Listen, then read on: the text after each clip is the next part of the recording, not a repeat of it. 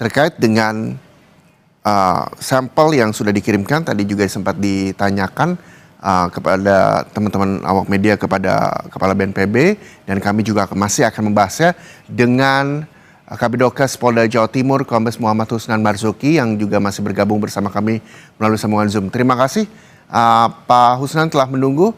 Pak Husnan, yang ingin saya kembali tanyakan tadi juga sudah dijelaskan oleh Kepala BNPB terkait dengan tadi ada 57 data yang sudah diserahkan untuk diuji sampel.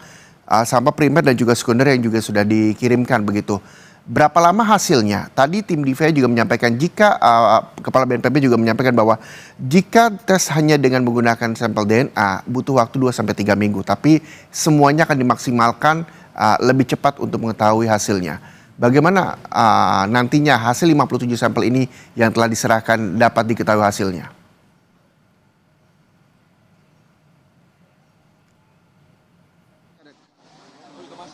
Perlu kami sampaikan, tadi pagi kita mengirimkan sampel dari keluarga, itu sebanyak 57, kami kirim sekitar jam 6 tadi pagi. Juga sampel sampel korban yang dikirim ke Rumah Sakit Bayangkara Surabaya, yang sudah diidentifikasi tadi malam, juga dikirimkan ke Jakarta untuk dilakukan identifikasi. Nah, untuk hasil itu bisa lebih cepat dari yang tadi diperkirakan 2 minggu, tapi kemungkinan bisa cepat itu bisa sampai 3 hari tapi kita tidak bisa memastikan ya, tergantung faktor penyulitnya nanti. Kemudian saya berharap 3 hari itu sudah teridentifikasi gitu, Mas. Ya, harapan... Oleh sebab itu saya cepat langsung saya kirim. Tadi pagi jam 6. Ya, harapannya adalah makin cepat makin baik agar semuanya ini bisa terang benderang gitu ya Pak Husnan ya. Tapi Pak, apakah masih ada keluarga yang belum menyerahkan sampel-sampel data antemortem untuk keperluan pencocokan dengan korban yang ditemukan?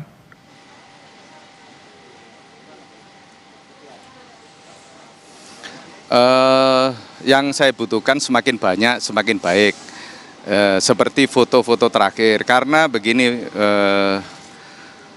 dari data postmortem yang kami periksa tadi malam, sebanyak sampai pagi tadi kan 9, yang sudah terperiksa sampai tengah malam itu ada 8. Nah, itu yang masih utuh itu baju, kemudian baju yang dipakai, kemudian sarung, itu utuh semua. Kemudian kami juga menemukan juga ada beberapa properti, sehingga saya minta tolong pada keluarga untuk yang merasa keluarganya ada yang menjadi korban untuk segera mengirimkan foto-foto terakhir atau apa-apa dokumen yang ada. Sudah ngirim semua, cuman untuk foto-foto masih belum banyak yang mengirimkan untuk foto terakhir. Oke, Pak Husnan, mudah-mudahan ini dengar keluarga dan segera bisa mengumpulkan bukti, contoh-contoh sampel tambahan untuk keperluan identifikasi. Pak Husnan, hingga hari ini, hingga Sabtu pagi ini, apakah memang sudah ada dari para korban yang sudah teridentifikasi sebelumnya yang sudah dilakukan dari pihak Polda Jawa Timur, utamanya Kabidokes di sana, Pak?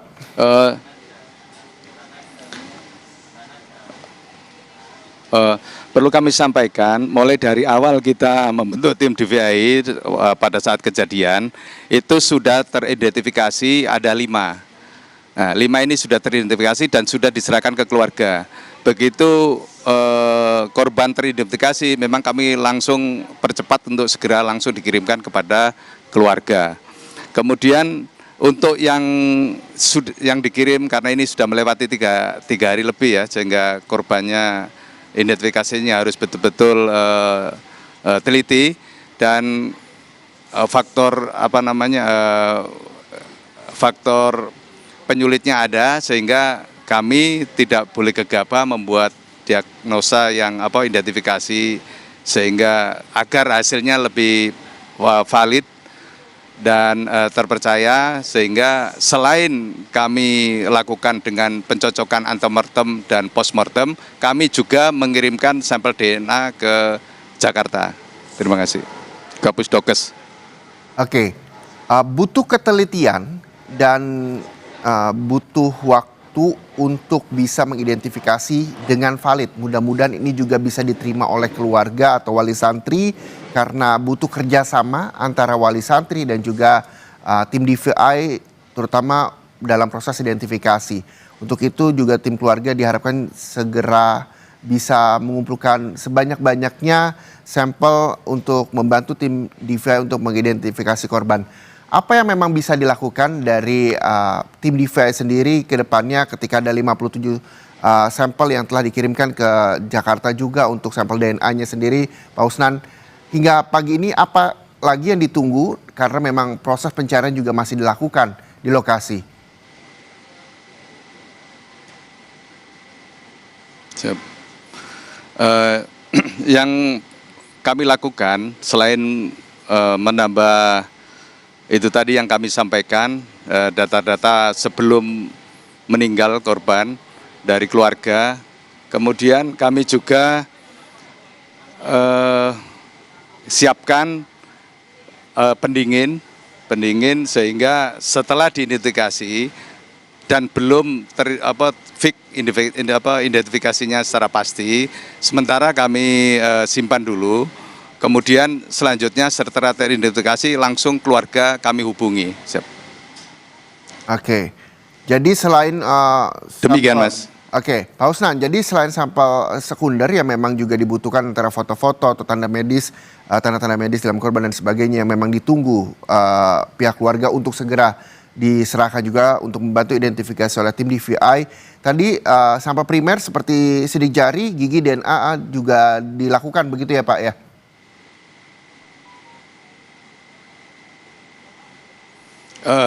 Betul Bapak, ini kami tim identifikasi terdiri dari banyak tim dari ahli forensik kita didukung oleh Ikatan Forensik Indonesia, didukung oleh Ikatan Dokter Forensik Indonesia, juga Inafis Polri selalu ada di sini dan mengidentifikasi.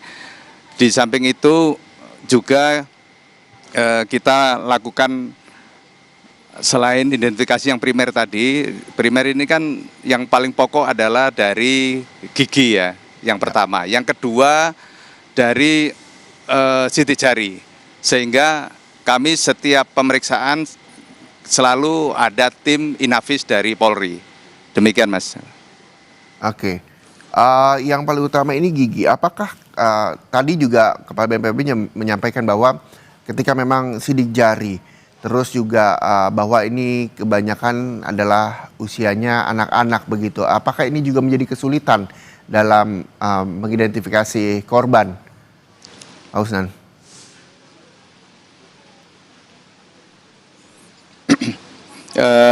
Ada dari hasil diskusi kami, rekonsiliasi, memang yang ada kendalanya itu kalau dia belum punya KTP atau identitas. Lah itu kalau dari diskusi kami itu kesulitannya kalau belum punya identitas itu tidak bisa langsung cepat seperti yang sudah punya identitas KTP. Siap. Oke, untuk itu apa yang perlu didukung agar percepatan identifikasi buat anak-anak yang belum memiliki identitas ini bisa segera teridentifikasi, Pak Usnan?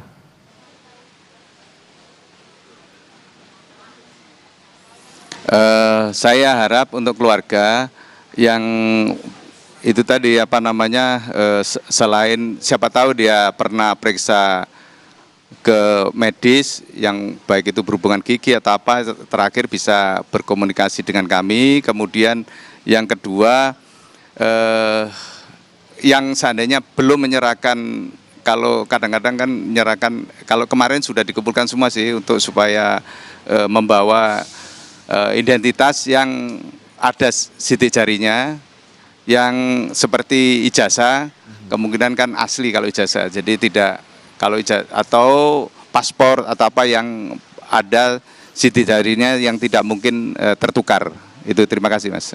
Oke, jadi diharapkan bahwa pihak keluarga ini memiliki rekam medis baik itu kesehatan maupun seperti ijazah dan juga paspor untuk mendukung identifikasi yang dilakukan petugas, mengetahui buat anak-anak yang di bawah umur yang belum memiliki KTP atau identitas diri dalam proses identifikasi. Bisa kemana Pak dikirimkannya ketika memang ini harus dikumpulkan oleh pihak keluarga?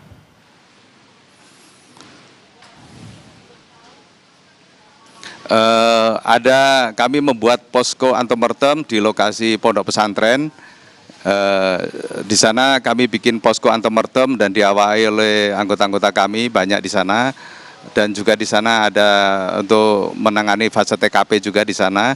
Yang kedua, untuk tambahan saja itu di Rumah Sakit Bayangkara Surabaya kami juga bikin posko. Di belakang kami ini ada posko juga untuk antemortem. Jadi langsung dikirim ke sini bisa, ke tempat di pondok pesantren yang menjadi korban runtuh. Di sana ada posko kami.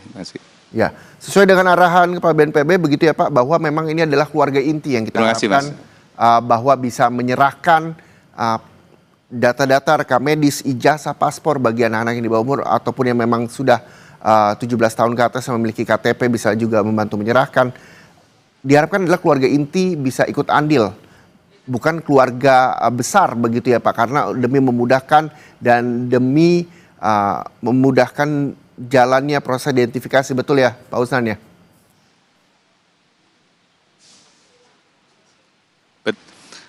Betul Bapak, karena ini keluarga inti itu hubungannya nanti kami juga ngambil sampel untuk pembanding DNA-nya.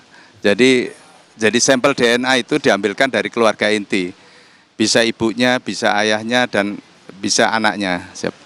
Oke, terakhir Pak Usnan boleh disampaikan kalau yang belum kepada... berkeluarga berarti ibunya atau bapaknya. Oke, jika belum berkeluarga, orang tuanya, baik itu ibu atau bapak yang bisa memberikan sampel agar pencocokan ini jauh lebih mudah dengan keluarga inti, begitu ya Pak. Pak, terakhir boleh disampaikan, kira-kira apa yang memang diharapkan dari Pak Usnan sendiri selaku Kabidokes Polda Jawa Timur untuk keluarga agar identifikasi korban robohnya Ponpes Al-Hozini Sidoarjo ini bisa berjalan lancar dan cepat mendapatkan hasil dari tes DNA-nya?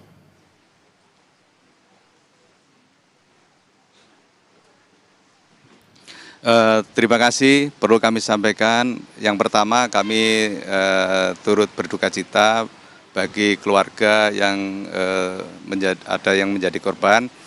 Yang kedua, saya minta memohon kepada keluarga yang menjadi korban untuk memberikan pertama data-data yang sudah saya sampaikan tadi.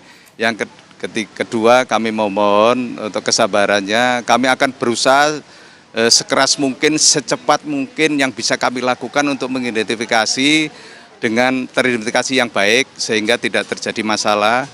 Dan oleh sebab itu langkah yang kami lakukan tadi pagi, kami mengirim jam 6 itu langsung, begitu ada langsung kami kirim ke Jakarta. Harapan kami tidak lama langsung teridentifikasi. Kemudian oleh sebab itu kami membutuhkan kesabaran dari keluarga karena ini proses yang harus saya lewati dan harus kami lalui. Itu yang bisa kami sampaikan, Mas. Baik, terima kasih.